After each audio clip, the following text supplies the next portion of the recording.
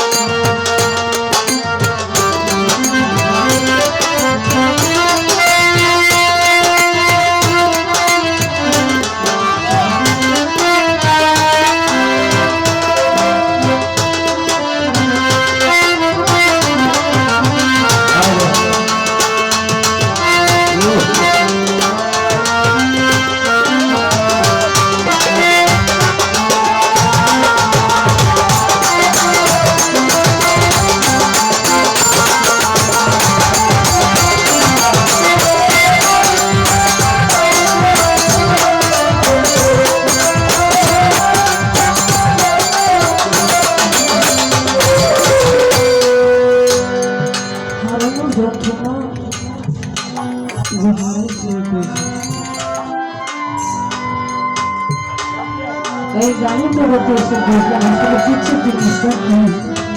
বিচ্ছেদটা গানের জন্য, যার হাত ধরে এই গানের জগতে আসলাম। আমার দাদা বাবা স্টেশনের কর্মকারীর একজন ছাত্র ছিলেন, আমার উস্তাদ দুলাল সরকার। তিনি আজ থেকে 6 বছর হয়ে আসছেন, রাফেলে দেশে চলে গেছে। বাবা সঙ্গীতের শখই জিনিস, এটা এখনো শিখতে পারি নাই।